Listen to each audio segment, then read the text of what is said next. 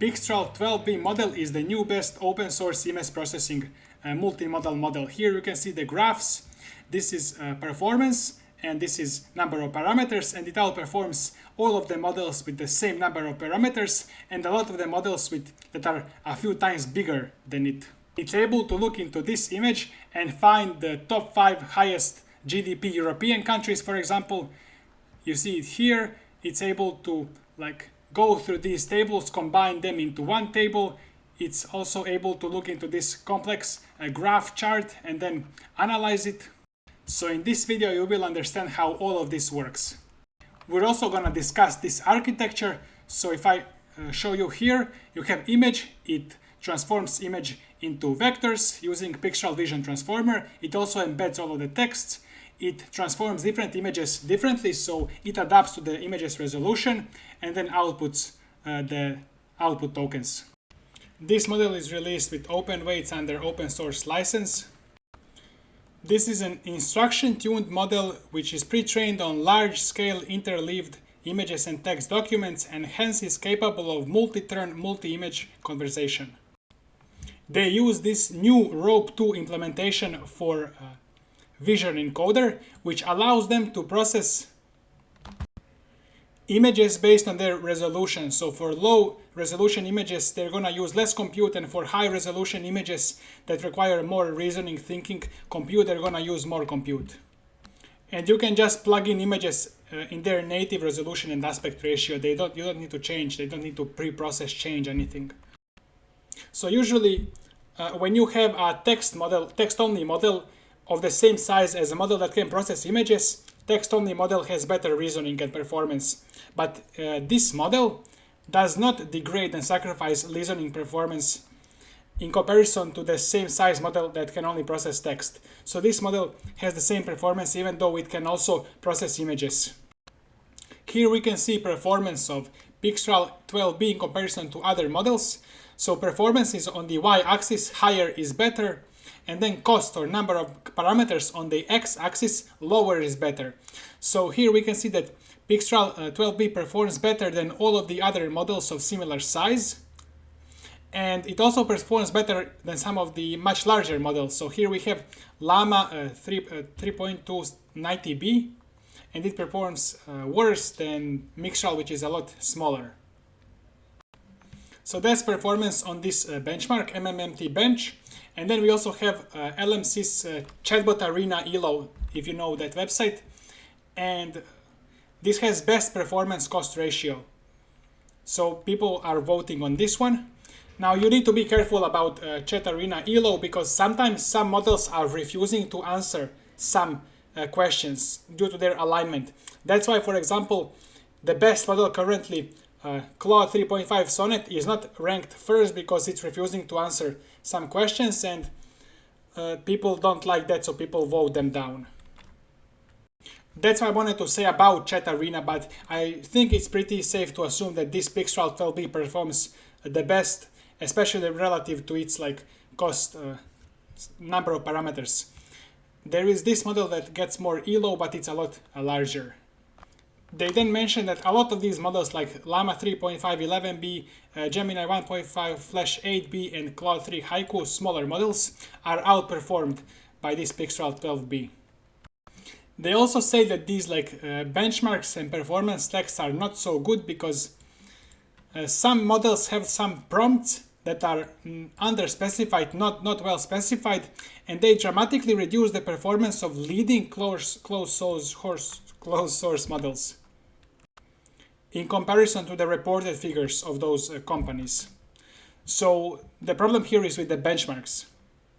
And also the evaluation metrics sometimes want the exact match. So if the correct answer is 6, but model output 6.0, then it's like a wrong answer, but it's actually not a wrong answer. So this is another problem with these evaluations. They combat this by specifically telling the model how to output the answer, the specific format. Another problem with these benchmarks is that all of them only ask a question and then get the answer from the model and then evaluate it. But how do you measure how well a model performs when it's talking to a user like an assistant? So there is multiple messages back and forth. So they create this MMMT bench, or they contribute to it, benchmark, and this benchmark closely relates to the ELO rankings on the LM6 arena. Here we have hyperparameters. So Pixtral 12b consists of a vision encoder to allow the model to ingest images and a multimodal decoder to perform high-level reasoning. As I said, these are the parameters. So they create a new vision encoder from scratch named Pixtral Vision Encoder, Pixtral VIT. Pixtral Vision Transformer. They want to process images across wide range of resolutions and aspect ratios. So they make a 400 million parameter vision transformer and make 4 key changes over the standard architectures. So they add image break tokens between the rows and image end at the end of the image sequence, at the end of that image. Main function of this is to distinguish between images with the same number of patches, because they divide images into patches, and by different aspect ratios. So here in this image you can see this M to the side, you see it divided in 1, 2, 3, 4 patches. It's gonna be sent as 1, 2, 3, 4 patches. And there are tokens between the rows. Here is gonna be 1 token and 1 token at the end. So I mean image break token and image end tokens. So instead of standard feed forward layer, in the attention block, they use gating in the hidden layers, so gating in FFNs. Now what kind of gating we'll see later, and then they also flatten the images along the sequence dimension and concatenate them, if this means anything to you.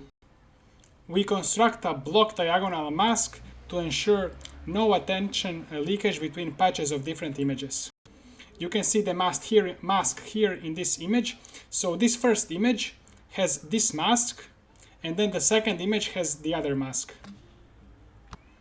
That's so they don't get mixed up in the attention mechanism, attention calculations. As I understand, one image is not dependent on the other image, so when calculating attention scores for one image, they want to completely mask the other image. Then they replace traditional learned at absolute position embeddings, this is from the original 2017 paper, with rotary positional encodings.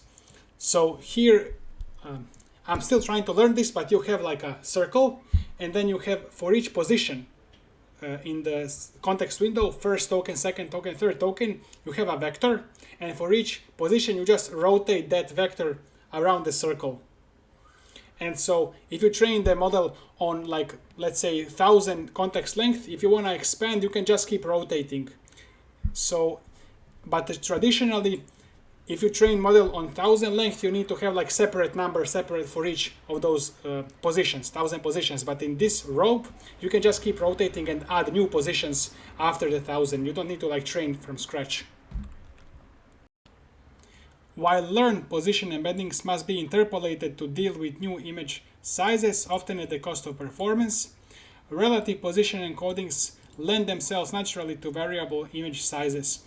I'm not exactly like sure like why I need to delve more into this to understand it, but I think it's because you just keep rotating the matrix or the vector around the circle.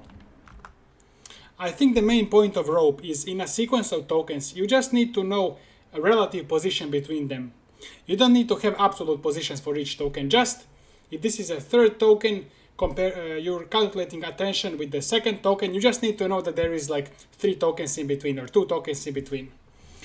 And that's why rope is a lot easier to calculate. It's a lot easier to expand to more tokens after the training, and you just need the relative positions. And you also don't need to learn anything in rope. There is no parameters that need to be learned here. Okay, so let X be a d-dimensional patch vector, either a key or a query feature.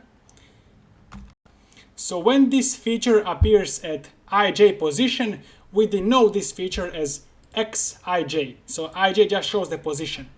And obviously you need position because each token is relative to the other tokens. It's like important where it is relative to the other tokens or image patches or whatever. And now I'll try to explain this theta concept of frequency. So not here, here, if we have some circle, and as I understand it, but I'm still trying to understand, this is a vector. The next vector goes here, for example, the next vector goes here. But as we go, they want to reduce frequency of these vectors, and they do it exponentially. So as you go like to thousands vectors, they start to getting closer to each other.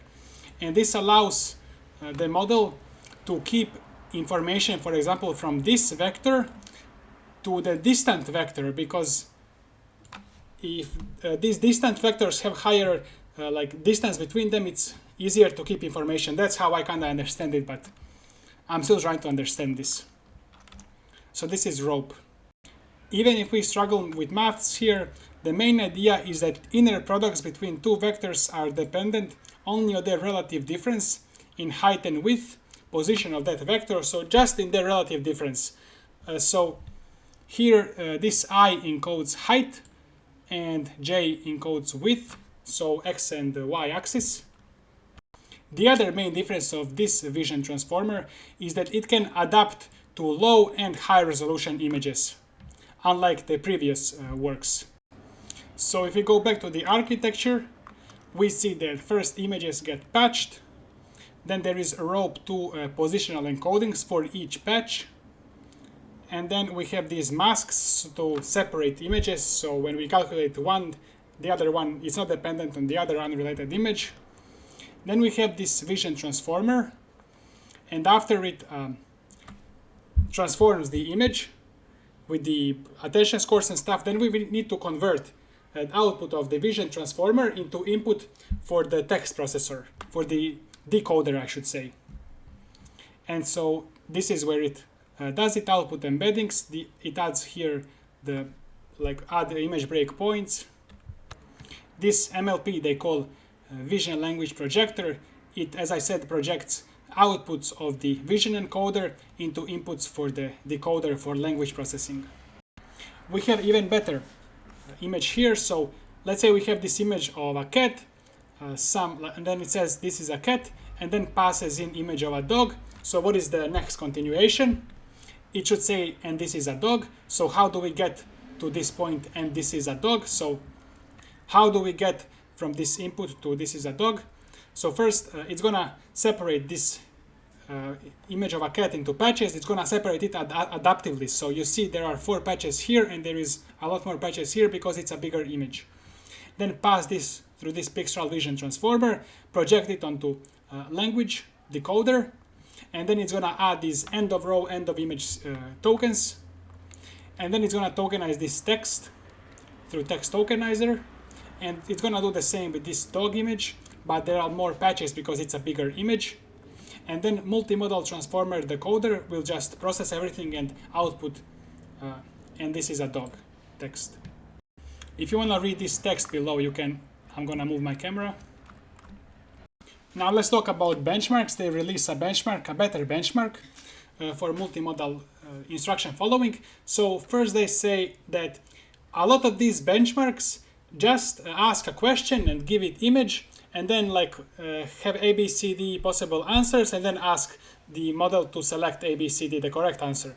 But this does not test the usefulness of the model to the user in, for example, if user is talking to a model back and forth, sending images and stuff.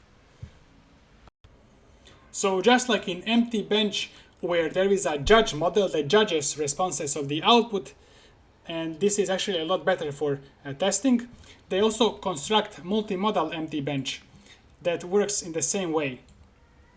And when I say judge, I mean a fine-tuned LLM AI model that's judging the outputs of the other models to test them.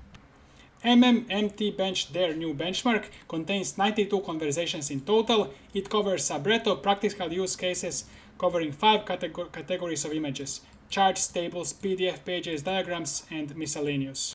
There are 69 single-turn conversations, 18 conversations with 2 turns, 4 of them with 3 turns, and 1 conversation with 4 turns.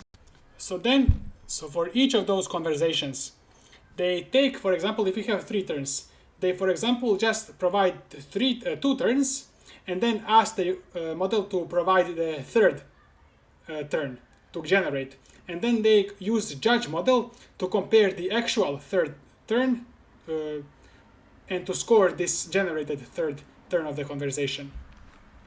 The judge is judging on correctness. Was the extracted information correct? And completeness. Does the model answer cover all the points raised in the reference? So let's say a model gets some images and some question, get maybe 2 turns of the conversation, everything goes into the model, and then the third turn model needs to generate relative to the other 2 turns to answer some questions, and then the judge is gonna have like actual good answer as well. It's gonna compare like, does the generated answer cover like everything that's covered in this like ground truth answer? So correctness, completeness. So this is what model gets, for example. We have some image, we have prompt, and then this is the actual good response, the reference response, and this is the model's response. So model actually got a score 7, so it's 1 to 10, and judge explains that it's mostly good, but model's response is lacking some stuff. Now they also perform better than the text-only models of the same size, for example, Llama 3.211b. As a side note, when you are asking a question in some benchmark to the model, you need to specify in which exact format to give the answer, because here GPT-4o gave the answer D, but then it wrote some text and it was considered incorrect. But the final answer D, that's considered correct. So you need to specify which format, because otherwise it's going to give correct answer, but it's going to be considered incorrect by the evaluator. And so they call it naive prompting if you don't explicitly state the format, and then explicit prompting. And you see the difference here, GPT-4o, Sonnet 3.5. So if you just specify the format, it gets by like 10 points, 20 points here, improvement. Sometimes the question says, select the correct answer from the options above, and then the model cannot know if it should like say option A or A dot in the answer, and then the answer gets regarded as incorrect even though it's correct. Now let's look at some examples. They give it this image, and then they tell it, list the top 5 countries in Europe with the highest GDP. And it correctly starts listing them.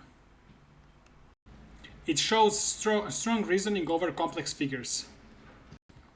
Then they gave it 2 tables and said, combine both tables into a single markdown table.